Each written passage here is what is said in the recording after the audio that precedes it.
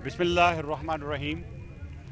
आज मैं मोहतरमा बेनज़ीर शहीद साहबा के मज़ार पे हाज़िर हुआ हूँ हाज़िरी देने के लिए।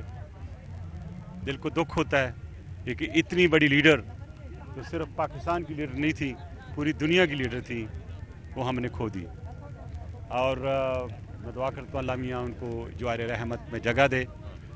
हमने देखा कि भुट्टो फैमिली ने जितनी सेक्रीफाइसेस पाकिस्तान के लिए हैं, ना किसी फैमिली ने दी है, ना किसी पार्टी ने दी है, ना किसी इंडिविजुअल ने दी है। ये वो शहर है, वो ऐसा अजीम शहर है जिसने 4 लाशें अपने प्यारों की यहाँ पे रिसीव की हैं। उनमें से 2 प्राइम मिनिस्टर और 2 उनके बेटे। आपने देखा होगा, अफसोस भी होता है, दुख भी होता है।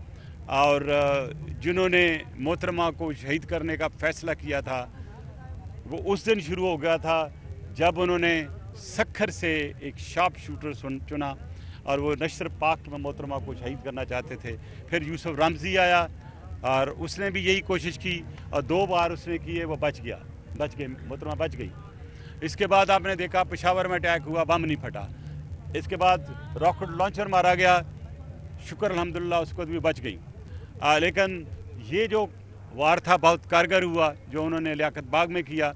तो इसकी इन्वेस्टिगेशन जो है वो हमने की। और ये भी मैं आवाम को बताना चाहता हूँ इस जगह पे बैठ के कि जब उनकी शहादत हुई तो पाकिस्तान पीपल्स पार्टी की हुकूमत नहीं थी, जनरल मुशर्रफ कंट्रोल में थे और केयर टेकर गवर्नमेंट थी। और उसके बाद जब हमारी हुकूमत आई तो बिल्कुल ज़ीरो थी इन्वेस्टिगेशन।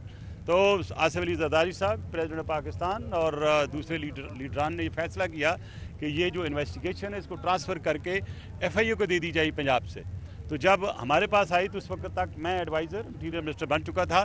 तो उनके कहने पे बहुत सोच विचार के बाद एक GIT अपॉइंट की गई और वो GIT पुलिस ऑफिसर जो बड़े बड़े हैं वो थे। इसके अलावा FIA के बड़े सीनियर अफसर, उनमें से 3 इस वक्त IG पुलिस हैं जिन्होंने ये इन्वेस्टिगेशन की। तो इस इन्वेस्टिगेशन की अथेंटिसिटी जो है उसको कोई चैलेंज नहीं कर सकता। और फिर इन्वेस्टिगेशन हुई, इन्वेस्टिगेशन में सारे हैंडलर पकड़े गए, एग्जीक्यूटर पकड़े गए, जिन्होंने साजिश की वो भी बेनकाब हुए और उसको सही तरह से पेश सामने कोशिश की।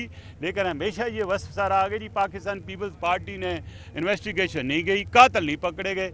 अरे भाई, कातिल पकड़े भी गए, कातिलों की ट्रायल भी हुई, उनको सज़ा भी हुई, लेकिन ट्रायल कोर्ट से उनको सज़ा हो गई, लेकिन हाई कोर्ट से उनको अपील में जो सज़ा थी वो सस्पेंड कर दी गई।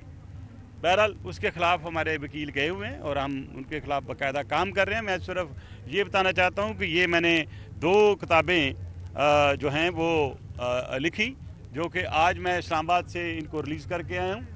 इसको मैंने वेब पे भी डाल दिया है और ये उर्दू में भी है और इंग्लिश में भी है। अब मैंने जो चीज़ समझी कि हम इंग्लिश में सब इन्वेस्टिगेशन पब्लिक करते रहे हैं तो हमारी आवाम ज़्यादातर इंग्लिश नहीं जानती है, इसलिए उनको मैंने ये उर्दू में भी की। और ये किताब फ्री ऑफ कॉस्ट है और इसकी कापी आप बड़े बड़े बुक स्टोर में भी फ्री मिलेगी।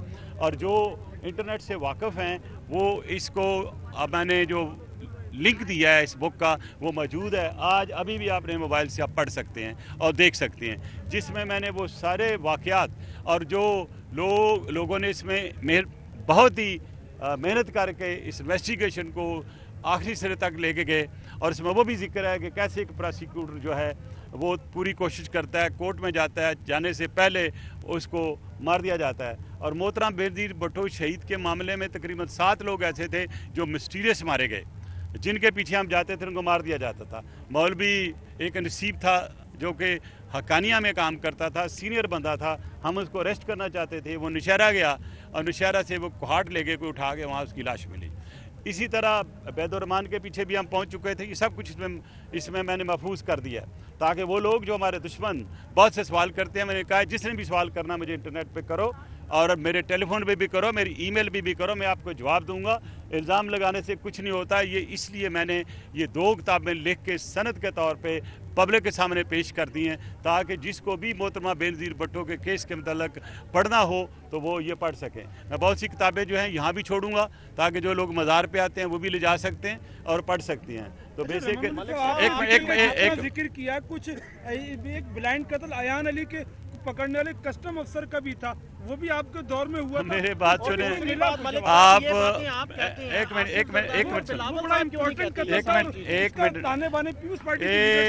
मेरी एक बात सुने। मैं इसको मोहतरम के मज़ार पे आया हूँ, मैं इल्ज़ाम दूसरे जो हैं उनका यहाँ पे कोई जवाब देने नहीं आऊँ, लेकिन मैं एक अर्ज़ कर दूँ कि जिस कस्टम ऑफिसर की डेथ हुई थी, he had nothing to do with that case. वो एक स्टोर में थे उस वक्त, और वो चोर आ गए थे उसके घर में। जाके इन्वेस्टिगेशन कर लें, जाके FIR देख लें, उनके घर वालों से पूछ लें, तो वो उनके पीछे भागे थे, उन्होंने गोली मार दी उनको। तो लिहाजा हर चीज़ पाकिस्तान में कुछ भी हो जाए, वो पीपल्स पार्टी को बदनाम करने के लिए बड़े ही तरीके से हम पे एक जेनरिक नाम इल्ज़ाम लगा दिया जाता है। और मैंने इसके सिलसिले में, मेरी बात सुने 92 माय डियर, आप इसको देखिएगा, पढ़िएगा और फिर मुझसे सवाल कीजिए। मैं कल भी इधर ही हूँ, फिर मुझसे सवाल करें और फिर देखेंगे हमने कितना काम किया। और इधर उधर के इल्ज़ाम आप देखें, जरदारी साहब एक्टिव हुए हैं, या आप मेरी बात सुन लें या फिर आप मेरी प्रेस कॉन्फ्रेंस कर लें। भाई मैं आपकी खिदमत में आया हूँ। देखें, जरदारी साहब जब भी एक्टिव होते हैं ये चीज़ें आनी शुरू हो जाती हैं। जैसे अभी एक ने सवाल, आपने, आपकी मर्ज़ी, आप कर सकते हैं, हम आपकी हर बात सुनने के लिए तैयार हैं और जवाब भी देने हैं, लेकिन ऐसी चीज़ इस दिन पे नहीं करनी चाहिए जिससे हमारे दिल को दुख पहुंचे। अच्छा, अब आपकी पीपल्स पार्टी की ओर से निकल आते हैं, हम ये कहते हैं नवाज शरीफ की बात भी कर लेते हैं इस मौके पे। मेरा ले आ जाएगा, आज सिर्फ मोहतरमा बेनजीर शहीद साहबा के मुतालिक की बात होती। आप सियासी माहौल को आप गर्म करना चाहते हैं मेरे थ्रू, जो मैं समझता हूँ। कर लें सवाल आप। एक मिनट सवाल करें जी आप। एक मिनट के हवाले से कंट्रोवर्सी चल रही, वो आ रहे हैं नहीं आ रहे नहीं। देखें, दूसरी तरफ वज़ीर आज़म बनाने की बातें, हम डर भी लग रहा है। आप जो अल्लाह को मंजूर होता वही होता है। नवाज शरीफ का आना भी उनके हाथ में, ना आना भी उनके हाथ में, लेकिन उनको प्राइम मिनिस्टर बनाना तो आवाम के हाथ में है। देखें, अगर आप ये कहें कि वो आ रहे हैं तो कोई रोकेगा, क्यों रोकेगा? वो पाकिस्तानी नेशनल है, और अगर हुकूमत चाहती वो ना है तो नेशनैलिटी उनकी रिवोक कर देते। As long as is got a green passport and he has a part, he has a right to come, कोई उनको नहीं रोक सकता। तो बहरहाल परेशान होने की ज़रूरत कोई नहीं है। हाँ, परेशानी उन्हें आसिफ अली जरदारी साहब पे लगी हुई है कि वो चेस गेम जब खेलेंगे तो ये सारे के सारे उल्टे हो जाएंगे। इसलिए कि मैंने काम करता हूँ उनके साथ, मुझे पता है उनकी सियासत, उनकी बसीरत और जिस अंदाज से वो सियासी खिलाड़ी हैं और जैसे सियासत वो करते हैं हमेशा आपके सामने रही है। तो बहरहाल अगर मियाँ नवाज शरीफ आते हैं, अपने मुल्क में आ रहे हैं, लेकिन मुझे जो इस वक्त जो आपने बात की है वज़ीर आज़म साहब परेशान हैं, ये बिल्कुल मैं हूँ कि आज कल का बयान जो वज़ीर आज़म साहब का देख के मुझे काफ़ी परेशानी हुई। अगर वज़ीर आज़म साहब ही ऐसा बयान दे रहे हैं और उनकी समझ में नहीं आ रहा, तो फिर अल्लाह करे फिर हम लोग क्या करेंगे। तो लिहाजा मैं ये कहता हूँ कि इस वक्त जो बुखलाहट मैं देख रहा हूँ, जो रौला देख रहा हूँ इस वक्त, वो बहुत ज़्यादा है। और उन्होंने काफ़ी सिचुएशन को, यानी कि उनको परेशानी में मुब्तला किया हुआ है। और ये परेशानी मेरा हाल शायद, अगर आप मेरे दिल की बात सुनते हैं, असेसमेंट देखते हैं, शायद महीने डेढ़ में हल हो जाइए। अच्छा, जरदारी साहब ये कह रहे हैं कि एस्टेब्लिशमेंट से बात करनी चाहिए, एस्टेब्लिशमेंट को बात करनी चाहिए, हमसे फार्मूला पूछ रहे हैं। क्या पीपल्स पार्टी मेरा हाल उन्होंने ये बातें नहीं की, उन्होंने जो बात की मैं उन पर कमेंट नहीं कर सकता, मेरे वो लीडर हैं और वो जो बात करते हैं उनकी समझ थोड़ी दुनिया को बाद में आती है। वो जो बात कर गए हैं, बहुत दिनों के बाद आपको पता चला कि उन्होंने बात क्या की है। और बहुत से लोग कहते हैं हमारी डील होगी, अगर डील हो जाती तो हम शायद फिर लाहौर का इलेक्शन भी जीत जाते, डील हो जाती तो खानेवाल का भी इलेक्शन जीत जाते। इल्ज़ामात आते हैं। बाकी देखें, अगर किसी से बात होती है तो जो स्टेक होल्डर पाकिस्तान में है वो पाकिस्तानी को बाहर से तो नहीं है। तो अगर प्रेसिडेंट हुकूमत उस पर कोई ऑब्जेक्शन करती है तो पहले अपना तो देख लें ना, अपना गिरेबान भी देख लें पहले।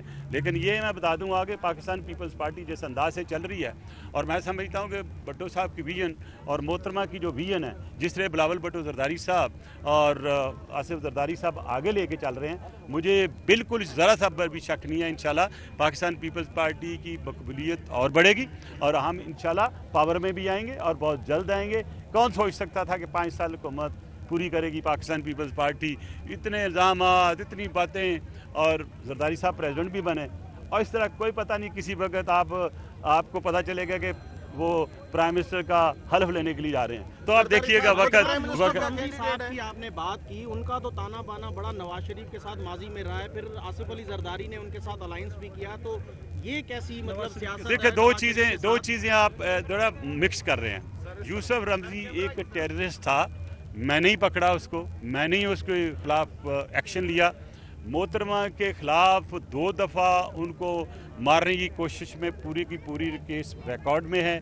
अब आ गई पॉलिटिक्स, तो मोहतरमा बेनज़ीर भुट्टो शहीद से बड़ी लीडर तो हमारे यहाँ पाकिस्तान में नहीं है ना, तो उन्होंने अपनी ज़िंदगी में चार्ट ऑफ डेमोक्रेसी की, उन्होंने MKM के साथ दोस्ती की, इसलिए की कि वो चाहती कि पाकिस्तान आगे बढ़े, पाकिस्तान पीछे ना जाए, पाकिस्तान में मोहब्बत, दोस्ती, अखुवत का एक रास्ता निकले। आपने देखा कि उसी में ही चार्ट ऑफ डेमोक्रेसी हुई, और वो भी आपने देखा कि उस वक़्त जो माहौल था, हालांकि हम पंजाब रख सकते थे, लेकिन आसिफ अली जरदारी साहब ने उन पर मेहरबानी करके पंजाब की हुकूमत दी। फिर आपने ये भी देखा होगा मेरे भाई कि उन्होंने उनको कैबिनेट में भी लेके आए, ये लहदा बात है कि वो चले गए। उन्होंने पूरी कोशिश की कि पाकिस्तान में एक कंसेंसस के साथ मुल्क के ऐसे हालात होने चाहिए जिसमें हम बेहतरी तरफ जा जिन सकें। कंसेंसस का आप जिक्र करें, अब कराची में किसी तर्ज की दोबारा से वो हवाएं चल रही है, कहा जा रहा है कि तालिबान से बात हो सकती है, तो बानी MKM से भी मेरे बात हो भाई सकती है। नहीं, आपका क्या ख्याल है? मैं तो आप उनके साथ बड़ा काम किया नहीं, उन्होंने। देखें मेरी बात सुने, मैं एक चीज़ आपको ये अर्ज़ कर दूं यहाँ, क्योंकि आपने सवाल ऐसा किया जिसका जवाब बनता है, और मैं यहाँ पे सिर्फ मोहतरमा को सलाम करने आया था और आपने मुझे पॉलिटिकल टॉक में घसीट लिया। लेकिन मैं एक चीज़ अर्ज़ कर दूं कि जो भी माहौल चल रहा है और कुछ लोग कोशिश कर रहे हैं कि MKM की और PPP की दोबारा लड़ाई हो जाए, मैं दोनों को एडवाइस करूँगा कि लड़ाई ना करें। और एक चीज़ ये भी याद रखें कि MKM एक हकीकत है, एक स्टेक होल्डर हैं, उनको इग्नोर ना करें। और मैं समझता हूँ पाकिस्तान पीपल्स पार्टी ने हमेशा MKM को सीने से लगाया, वो हमारी हुकूमत का हिस्सा थे, और मेरी ड्यूटी ये थी कि मैं MKM को साथ लेकर चलूँ। हालांकि मेरे खिलाफ किसी ने मुझे वाइस राव सिंध भी कहा, बड़ी बातें की, शुक्र अल्हम्दुलिल्लाह मैं 5 साल उनको साथ लेके चला। अभी आने वाले वक्त में देखते हैं क्या होता है, लेकिन मेरी एडवाइस ये होगी, क्योंकि MKM को अब कंसोलिडेट किया जा रहा है, कहीं से वो खुद भी हो रहे हैं। अल्लाह करे कि इस कंसोलिडेशन की जो अगला नतीजा हो या अगला कदम हो, वो पाकिस्तान पीपल्स पार्टी के साथ चलने का हो, क्योंकि उन्होंने दूसरों के साथ भी रह के देख लिया, जितना पाकिस्तान पीपल्स पार्टी उनके साथ करती है कोई नहीं।